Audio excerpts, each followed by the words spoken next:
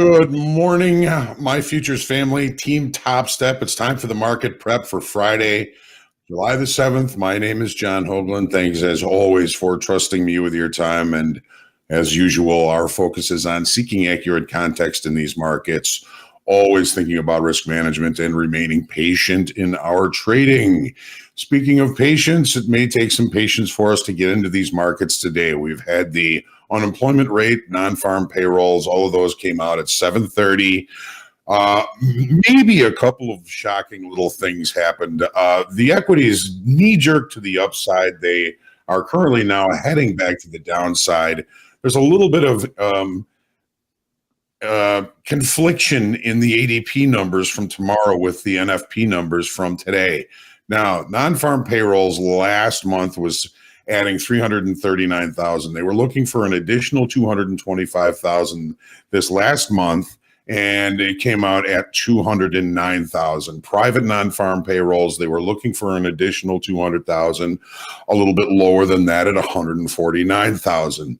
The unemployment rate was expected to drop by 0.1% from 3.7% to 3.6%, and that's exactly where it came out. The participation rate remains constant from last month through the expectation to remain the same, and it came out the same at 62.6%. Now, the disconnect here is the ADP numbers yesterday said that we added, 497,000. They were looking for 228,000. They more than doubled it yesterday. So maybe a little bit of conflicting information. That's going to take some time for our traders and the trading world to kind of digest that information. Then we start to think about, what is the Fed going to make of this? We know we have a Fed meeting the end of the month. Before the numbers came out, we were largely just kind of hanging around steady, waiting for that information. We've got that information. The knee jerk was to the upside. We're now heading back to the downside. But all of this is going to be, of course, eaten and digested by the FOMC for their meeting the end of the month this month. I think it's the 26th, 27th, whatever that Wednesday is when that number is going to come out. So they left rates steady in June. What does it mean for July? That's a lot of what people are trying to figure out right now. If you look at the 10-year, rates have been moving steadily higher, prices steadily lower. I think that the overall idea or probability is that they're going to raise rates in July. Another thing that's on traders' minds this morning, at least one of the interesting things that I've been keeping track of, is this Meta's Threads. This is Facebook or Meta's answer to Twitter.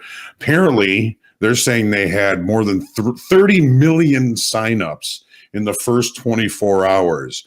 But they are now potentially going to be sued by Twitter because they've hired a bunch of ex-Twitter employees that may have confidential information about Twitter. So Twitter is planning on doing a lot to protect their intellectual property with regards to this whole Threads idea. So this is likely to be a soap opera saga that we're going to be paying attention to for quite a while, especially if we are in any of those stocks, right? Well, VIX this morning was up a little bit, 15.8, where it was, 15.2 yesterday. Dollar index down a little bit at 103, about the same as it was yesterday at this time. The yield on the 10-year slightly higher than it was yesterday, but still right around that 4% level. Make sure that you hit the lucky like button, share, comment, question, feedback, heckling, and love are always welcome here on the Market Prep. And make sure you subscribe to our YouTube channel so you can get notifications when we do go live. This being Friday and a very busy week, this will be our last presentation for the week. We look forward to coming back next week. And we are working again at building a program, Top Step TV, that we hope you're really going to enjoy. Good morning to everyone. It's great to see everybody here on this sunny Friday here in Chicago. Shaw, good morning to you. And Lacey says good morning to everybody as well. Stephen, good morning. Bear goes long. Theo, Caprice, JD, good morning. Matthew, futures trading today. Good morning. Happy Friday to you as well. Bill Phillips, Sujit, good morning. Rusty Golfer, Sarah Hall, prayers and love as always to you as well. Haggle Matters, my brother Rick Randolph to my Mortimer. It's great to see you. I miss you and I love you. Denise, good morning. NASDAQ, Rooster crowing this morning. Anissa, good morning. Pandy Man, good morning. There's a new name. Welcome to the Market Prep. If this is your first time here, we are looking forward, by the way, to all of your success. Robert, good morning. I got lost again. Josiah, happy Capital Preservation Day. Absolutely. You got that right, Josiah. It's great to see you, and it was really nice to meet you when we were in Florida. Stephen, Bill, Travis, Henry G, Grounds Hero, my other brother Tom is here. Good to see you, buddy. I miss you and I love you. Alfred, Jim's, good morning. Spritus, good morning. JT, good morning to everybody. So, yes, it is Friday. And as Josiah has reminded us, it is Capital Preservation Friday.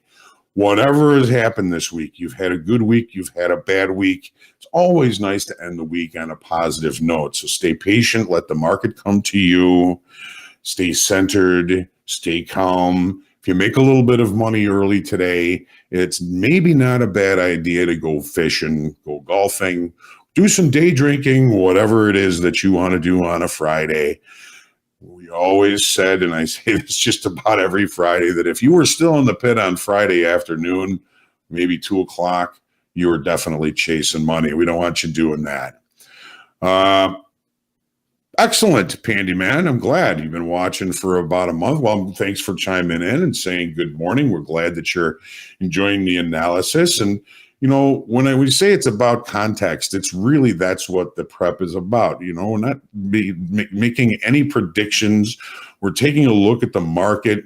At least I'm taking a look at the market the way I look at markets and trying to determine two things. What is the market attempting to do? And how good of a job is it doing getting there? Sometimes the market's not trying to do anything. And that just kind of puts us out there looking at shorter time frame opportunities, maybe some smaller profit targets, but it's all about the context here. Use your strategy inside of that context, and we can find some really good opportunities. To me, it always starts with a hypothesis. What is the market telling me? What is likely to happen? Put together a couple of hypotheses. If one of those hypotheses begins to come true, then I'll trade the strategy that lines up with that hypothesis. Quite simply, the market's range bound, I'm fading the extremes. If the market's in a continuation mode, I'm going to go in that direction. We're going to take a look at these charts here very shortly and see what we are seeing. All right. So let's go into the S&P daily first. So again, this is the daily chart. The overall view, the structure is still to the upside. Yesterday, we had a pretty deep pullback off those highs. We've kind of put an island top there, and we're going to take a look at that a little bit more deeply as we get into these charts. Volume was pretty good in futures on the downside yesterday, but it was a little bit weak at the New York Stock Exchange. I think it was about 3.7 billion shares, which isn't heavy volume for a down day in the caliber of yesterday. In futures, we lost 2,000 contracts in open interest. So the break to the downside yesterday, even with the assumed island top yesterday, didn't bring a whole lot of new business to the downside. That's a little bit of a warning shot for those of us that might be looking to the downside. Remember, our bigger time frame context is to the upside. There's still some visuals down below that this market can reach, but we've got a ways to go before we're going to break any market structure to then change this market to a downside move. We could possibly fall into range bound, but we'll take a look at that as time goes on. Don't forget, today is unemployment. And anything can happen as traders digest this information, as new information maybe comes out throughout the day, things can change drastically. So as we always say here, ECH, anything can happen. Here's the 30-minute chart. So here's the island top that we put up the last few sessions. So this was Friday, Thursday, Friday, Monday. What is this? 1, 2, 3, 4, 5. Monday, Tuesday, Wednesday, Thursday, Monday, Tuesday, Wednesday, Thursday, Friday. So Monday, Friday, Monday, Tuesday, Wednesday, we ranged here. We gapped up, we gapped lower. That creates an island top, which can be a pretty serious reversal pattern. Now, there's a little bit of a caveat to that I want to show you on the composite profile here in just a minute. As far as the daytime frame today, well, we took out a couple of visuals to the downside. We've got another visual just below where yesterday's low was, but we've got a long way to go before we're going to break market state. Where are we today? Well, the number came out. We don't really have any overnight inventory now. The market has returned back to range and back to value, which usually means to me I'm going to find better trade locations as the day goes on. Now, yesterday morning, if you were watching the market prep, there was a hint or an insinuation or a whatever you want to call it, that the opening range, if it's left at the high of the session, may provide a pretty good opportunity to the downside. And it ended up being true. By the end of the day, though, it ended up not being necessarily the best trade location of the day. We said we're not going to fight this move until we find some sort of structure to lean on it on some sort of a low. And that structure that we had to lean on maybe was this value low from back here, but it was a really tough trade to take. You would have been, trying to pick a bottom at this time, and I don't blame anybody if they missed this trade. But the downside move was pretty substantial off the opening range trade, so it was kind of a good connotation yesterday that we kind of talked about here on the market prep. Today we're in range, we're in value. We've closed up some of the gap to the upside. We still have the gap to the downside here. Is this in the right spot here? Yes, the gap to the downside. So there's still a gap, leaving this as a island top. Look at the TPO chart now. So here's that island top, 4-day range, gapped up to, gapped away from. Here's yesterday's profile, normal variation, extreme day. Why is this an extreme day? Because the volume point of control was at the low. The volume was heavier down here, but the market spent more time in the upper part of the profile. So there's a little bit of confusion. The market is currently in an area that I would call a potential repair area, where we may trade down to this point of control and up to this point of control. Again, we've closed a little bit of the gap. We've still got some work to do before we close the gap. Now, when we look at the composite profile, there is no island top. No island top. How can that be? Looking at the daily, we were up here. We went back down. We went back up. So does that take some of the sting, if you will, away from the island top? Now, we've now kind of shown some acceptance below this low volume area, this low time area here, which is, something that I'm kind of considering a less important reversal pattern in the fact that we have this island top up here. Anything can happen. My first thought this morning is, if we're going to open in the middle of the range from yesterday, I'm going to be patient and I'm going to look for the market to check to either this point of control or this point of control before pretty much doing anything. If we reject range from yesterday to the downside, we've got more visuals to target down below in the form of naked points of control, areas of comfort that have not yet been revisited. Now, these naked points of control, well, think about what a point of control is. It's an area that had high volume. It's a spot that had high volume or spent a lot of time. They're comfort levels. And if the market is going to be looking for areas of comfort, it's going to go to those previous comfort levels. Whether you're looking at profiles or not, if you watch over time how often these naked points of control are targeted as extremes of moves or even opportunities to take trades occasionally. The market chose to, target two naked points of control yesterday.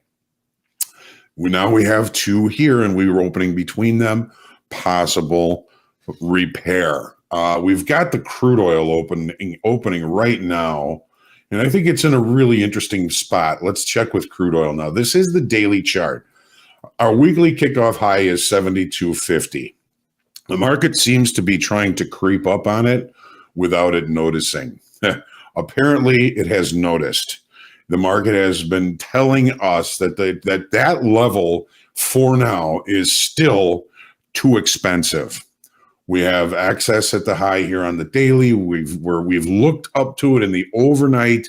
We're coming off of that level. Weekly kickoff levels are not really meant to envelop a weekly range or a monthly range. These are levels that I believe longer time frame traders are likely to be forced to adjust their inventories. We're going to bring the bigger, longer time frame traders into the market at these levels.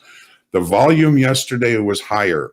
We lost 12,000 in open interest. Now, what does that tell us? Well, that means that any of the longs, as we got up here, decided to lighten up that inventory. Okay. Typically, if it's short time frame control, we're going to see an increase in open interest at these important levels because the short time frame traders are always looking for the big breakouts. We talk about range bound trade. We traded to here. We traded to here. This, I think, is a bit of an anomaly. We looked up here. This was too expensive. We traded back to this low. This was too cheap. We traded back to these highs. This was too expensive. We traded back to the lows. This was too cheap. We traded back to the highs. Though the short time frame, weaker hands, always looking for the breakouts are the ones that are short in the hole and long at the top. Short in the hole, long at the top. Short in the hole, long at the top. But we didn't see an increase in open interest. We saw a loss in open interest, which tells me longer time frame traders were possibly involved in this move off the high from yesterday. Well, what did it do? We opened, we tanked, and we came all the way back up. The range was lower, value is lower, the settlement price was about the same. So what does that tell us? Well, it makes it a little bit more difficult to decipher who got out of those positions yesterday. Was it longs getting out on the way down, or was it shorts getting out on the way up?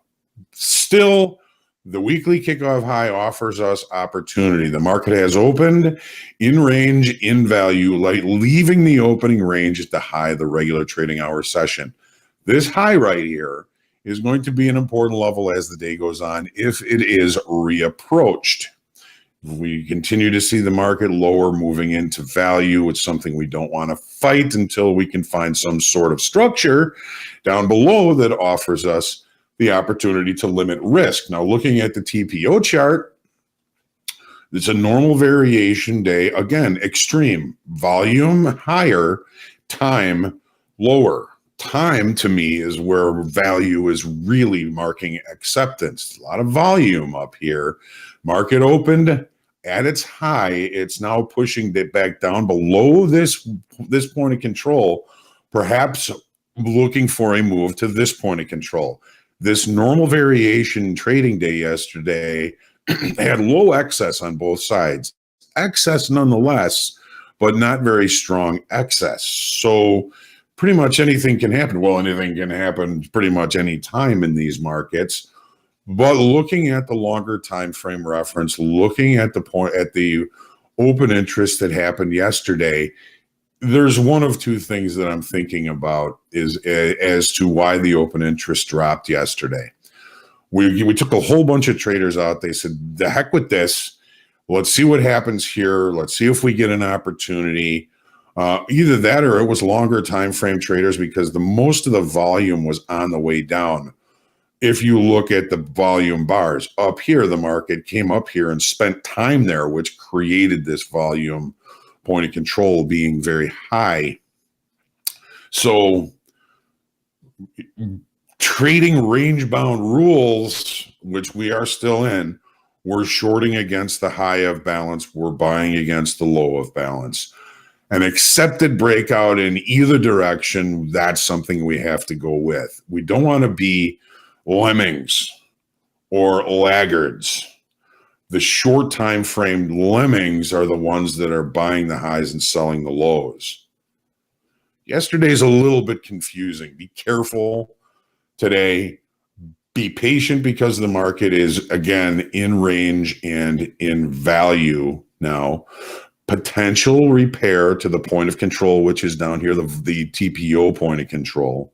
Nice move off this opening range, though. My goodness. Sellers certainly came in and have been taking this market lower. Let's take now a look at the NASDAQ. As I'm getting a little bit long-winded here, which I do have a tendency to do, and I apologize for that. But NASDAQ, too expensive, too cheap. We're in the middle. We're kind of range bound here. I think a little bit more so than the S&Ps, although the longer time frame structure is still to the upside. It's very difficult to put a grade on this long-term move because we've had so many kind of gyrations through it. So the weekly kickoff high proving to be still too expensive yesterday. I think we traded pretty much right to it or relatively close. We have higher volume. One difference between the NASDAQ and the S&P is we increased open interest to 7,100 contracts. So we had some new business come in on this push to the downside, more so than we did in the S&Ps. Take a look at the 30-minute chart. So have we closed our island top? We closed to this. So we have the gap from here to here, but we still have the gap from here to here.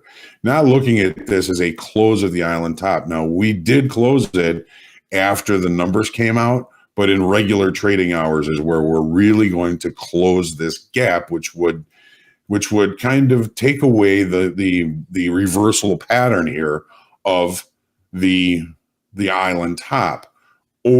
Overnight inventory, we're flat. We've knee-jerked around. We're back in range, back near value. Stay patient today. Even with the new information, it may take some time for traders to digest that. Now, in the NASDAQ, we have the same kind of situation. We've been here recently.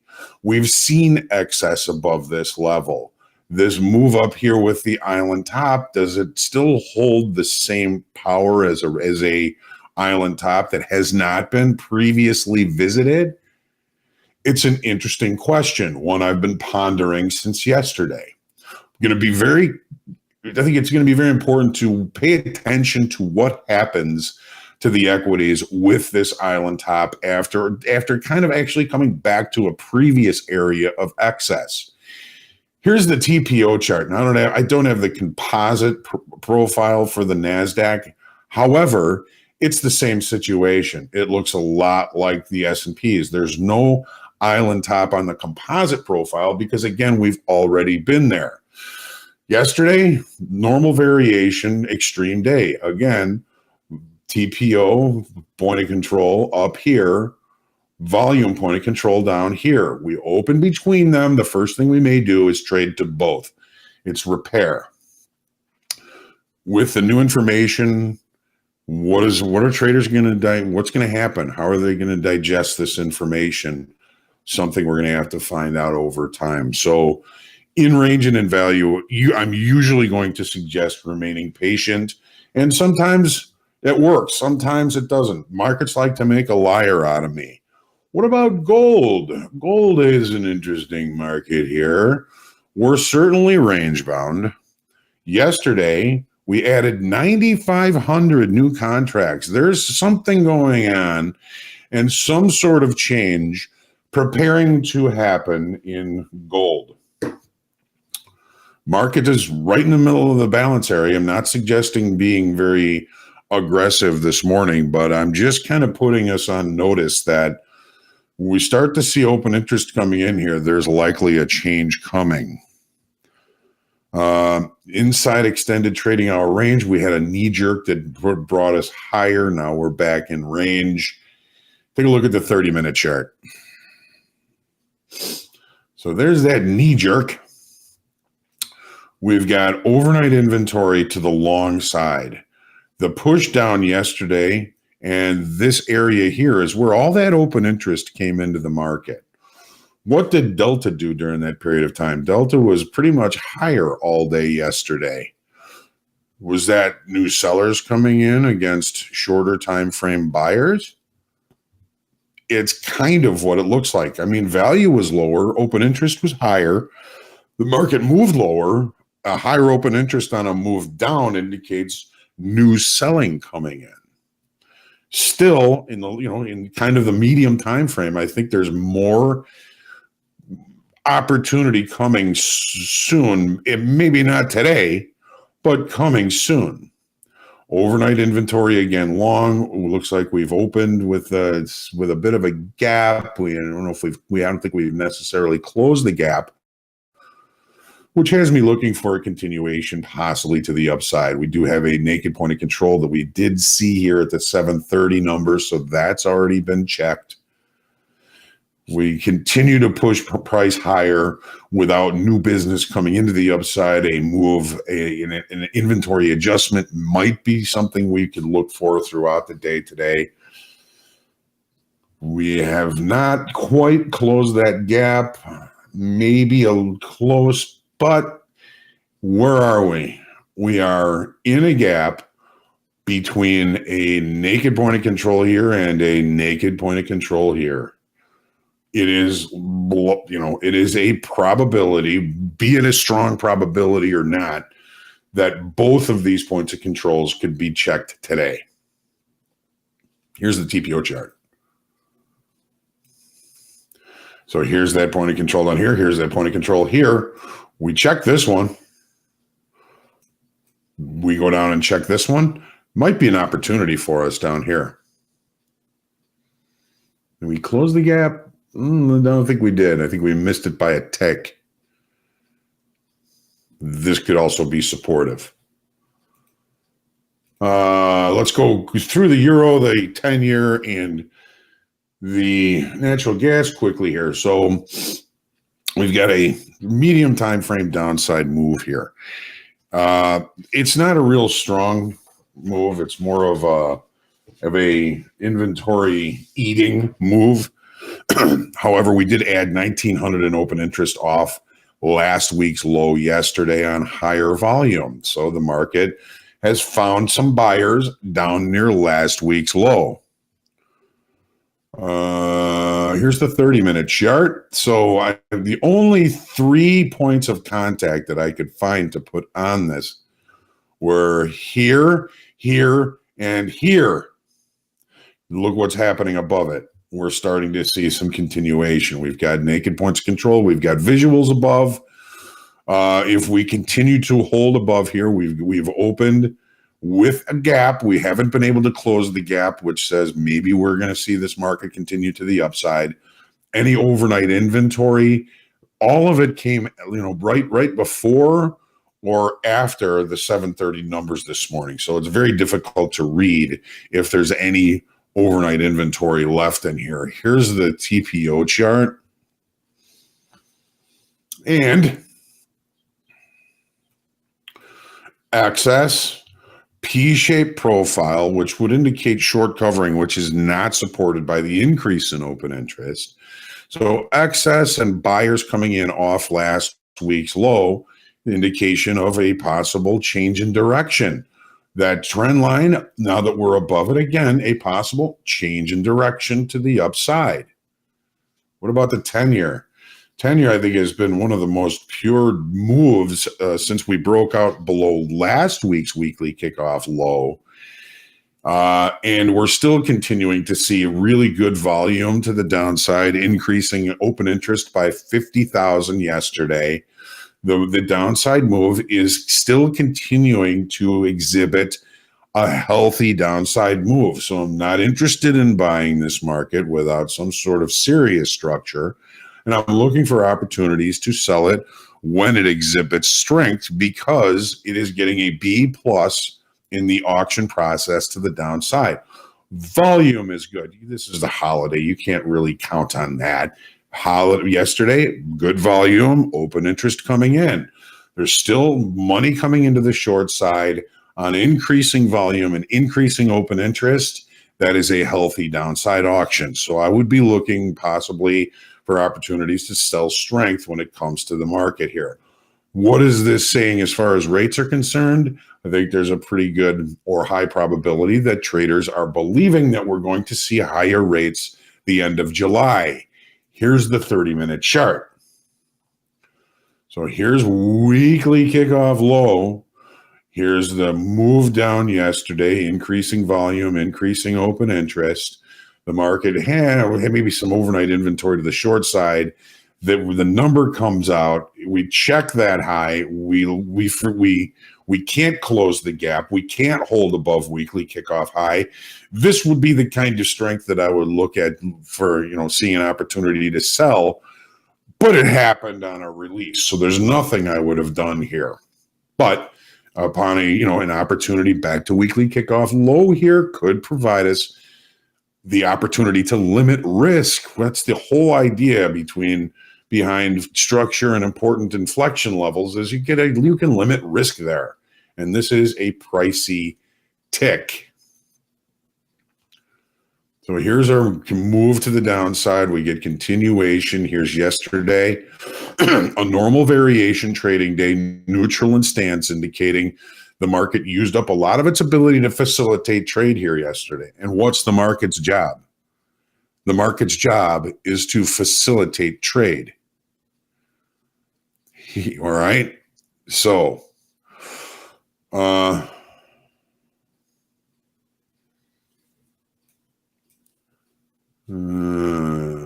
let's take a quick look at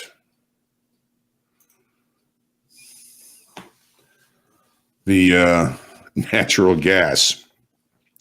So last week's low was proved to be too cheap yesterday, looking like it was a little bit too cheap today. Yesterday's volume was pretty slow, especially kind of near an extreme like this. And we only added 600 in open interest. So it doesn't look like there's a whole lot of interest in becoming directional in natural gas at this time. We know we have at 9:30 today, we have the natural gas numbers due out on a Friday because of the holiday. So there could be a big change. Anything can happen, right? Here's the 30-minute chart. Yesterday, just kind of crazy, wild, volatile, no real change in open interest, volume a little bit low. Seems like everybody just didn't want to trade it yesterday and the liquidity dried up. Last week's low, kind of important. Yesterday's value low, kind of important. Overnight inventory, no, not really. Here's the TPO chart.